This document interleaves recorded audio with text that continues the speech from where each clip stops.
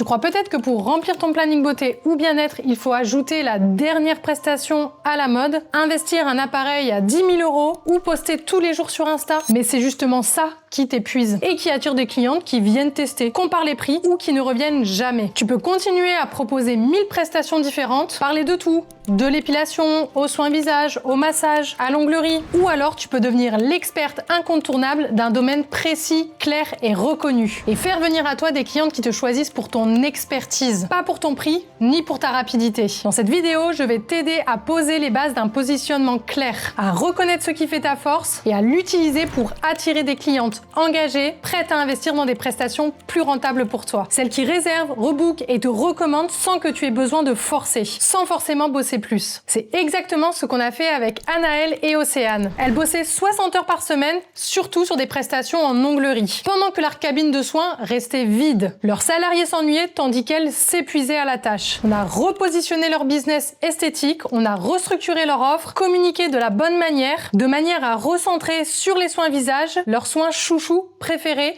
qui était rentable pour elle. Résultat, la cabine est désormais remplie avec des clientes engagées, prêtes à investir sur des cures de soins visage ou massage. Elles bossent moins, mais elles gagnent plus. Et surtout, elles ont retrouvé de la clarté et de la sérénité dans leur activité. Elles s'octroient une journée par semaine uniquement pour leur business et fini les week-ends subis. Elles ont enfin retrouvé un équilibre pro et perso. Elles sont beaucoup plus sereines et épanouies dans leur quotidien. Et je vais pas te mentir, moi aussi je me suis épuisée à vouloir tout faire et à vouloir plaire à tout le monde. Je savais ce que j'aimais, la stratégie, la vente, le pilotage de business esthétique et le fait de mettre en place des stratégies sur mesure pour mes clientes. Pas des conseils bateaux. Mais je n'osais pas le mettre en valeur. Jusqu'au jour où Céline, une cliente, me dit « Mais Amélia, c'est justement pour ça que j'ai voulu venir chez toi. » À ce moment-là, j'ai compris une chose primordiale. Si toi-même tu ne valorises pas ce qui te rend unique, personne ne le fera pour toi. Et c'est exactement ce que je vais t'aider à faire dans cette vidéo. D'ailleurs, si tu veux aller plus loin après cette vidéo, j'ai créé un guide gratuit sur un autre levier puissant pour attirer les bonnes clientes, sans t'épuiser. Le fameux parcours client. Comment faire vivre une expérience mémorable, unique à tes clientes pour qu'elles reviennent, parlent de toi et te voient comme une experte. Tu pourras le télécharger gratuitement sous cette vidéo. Tout d'abord, il faut analyser ton secteur pour sortir du lot. Aujourd'hui, le vrai problème, c'est que beaucoup de professionnels de l'esthétique, de la beauté et du bien-être ne savent même pas dans quel environnement elles évoluent. Mais si tu ne sais pas ce que les autres professionnels de la beauté ou du bien-être proposent dans ta ville, tu risques de dire la même chose qu'elles sans le savoir. Et quand tout le monde dit pareil, les clientes choisissent sur le prix ou la proximité, mais pas sur la valeur que tu apportes. Donc, qu'est-ce que tu peux faire à la place? Lance une mini-analyse terrain. Tape tout simplement esthéticienne ou institut de beauté sur Google ou Insta et note-toi quelles prestations reviennent le plus souvent, le ton utilisé par les professionnels, les prix affichés et les avis clients. Tu verras vite ce qui manque et donc ce que toi tu peux apporter de plus ou de différent. Alors pourquoi c'est mieux? Tout simplement parce que tu ne copies plus ce que les autres font. Tu deviens celle qu'on recommande vu qu'aucune autre esthéticienne ne le propose vraiment. D'ailleurs, c'est exactement ce qu'a fait aussi Anaëlle. Elle a vu que tout le monde dans son secteur proposait des massages catalogues. Elle a décidé de créer un soin totalement personnalisé à la Subway où la cliente choisit chaque ingrédient. C'est devenu sa signature. Ses clientes ne viennent plus tester, elles viennent vivre une expérience mémorable et unique. Deuxième étape, observe ta concurrence sans te rabaisser. Beaucoup d'esthéticiennes me disent « Elle est meilleure que moi, je suis trop récente, elle a beaucoup plus de monde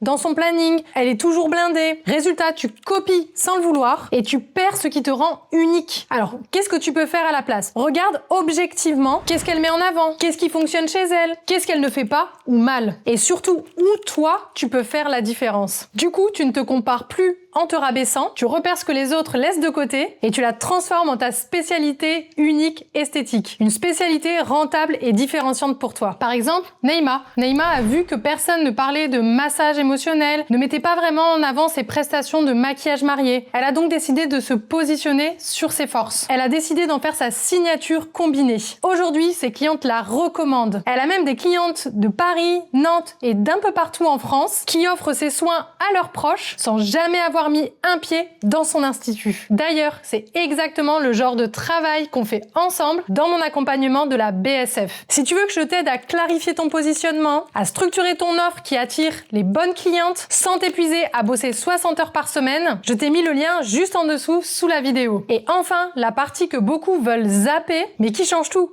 tes propres forces. Si tu ne sais pas ce que tu fais mieux que les autres, tu ne sauras jamais quoi mettre en avant. Tu vendras, mais sans conviction. Et ça se sent. Ce que tu dois faire à la place, c'est te poser ces 3 questions. Quelles prestations me rendent fière? Qu'est-ce que mes clientes me répètent souvent? Qu'est-ce que je ferais même gratuitement? Puis tu crois ça avec les 2 premières analyses et tu verras où ton talent fait vraiment la différence. Au final, tu ne choisis plus tes prestations pour remplir ton agenda, tu mises sur ce que tu fais le mieux et avec le plus d'impact. Et là, tes clientes te choisissent les yeux fermés.